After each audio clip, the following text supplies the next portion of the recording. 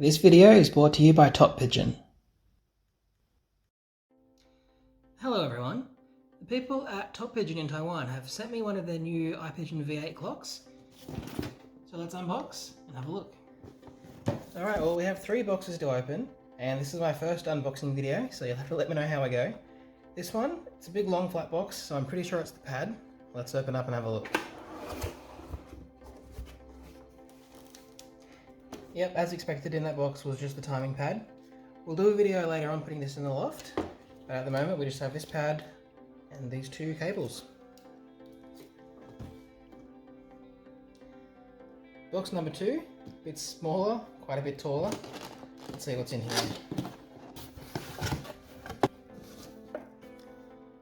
So we got, I think this is the GPS module. I'm not entirely sure what this does yet, but we'll have a play with the system after I unbox it and hopefully we'll figure that out. A USB cable. These are the security fobs that you use when you're setting up at the club.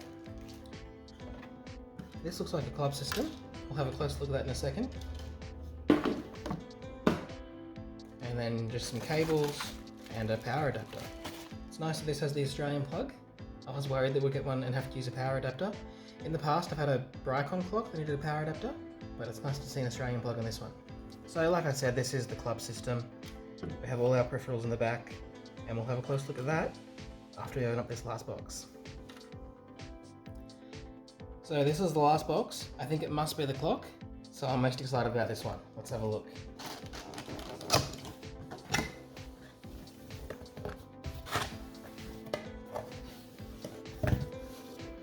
Oh, there's a lot of things in here. This is a cable, obviously. That looks like the back of what we saw on the club system, so we'll have a look at that soon.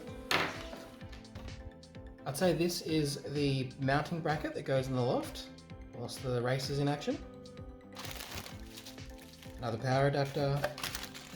Have some rings. I'm definitely going to need more than that. I'll have to order some more rings before the race season.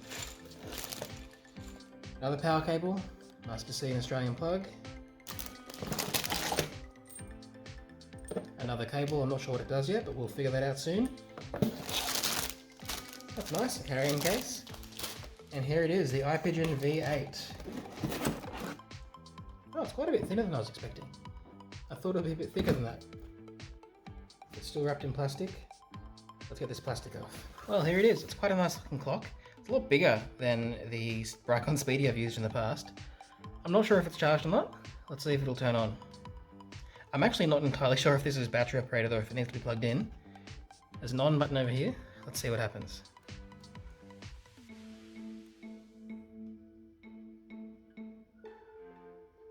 No, looks like it needs to be plugged in.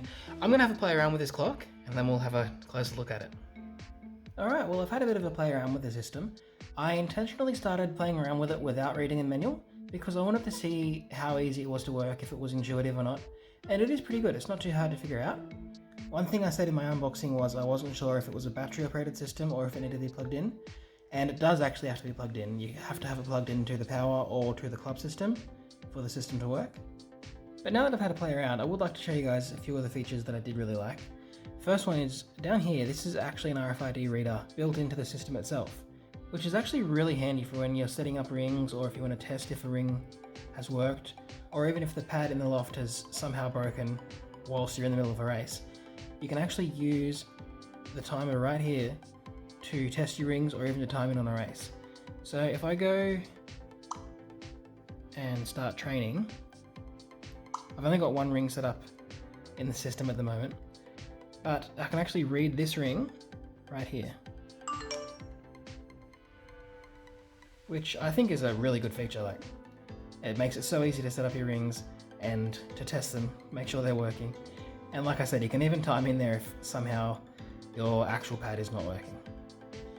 Whilst we're in the training system, one other feature I really like is it has your pigeons listed as either arrived or not arrived. So if you go to not arrived, you can actually quite easily tell which of your birds are back and which ones aren't.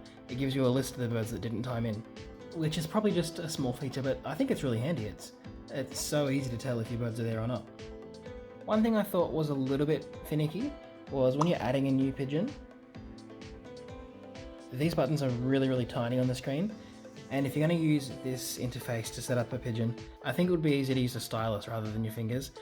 But you can actually also put the pigeons in through a PC via the club system, which I'm not going to do in this video, but we'll have a look at that another day. One final feature I'll show you guys is right here in the communication.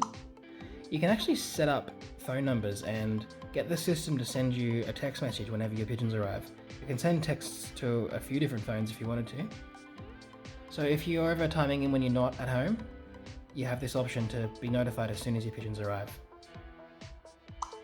Anyway guys, that's my first impressions of the TOPigeon iPigeon V8. Coming up into the race season, we're going to see a lot more of this, and we'll have a video coming up in the next week or so of me setting up this system and putting it into the loft.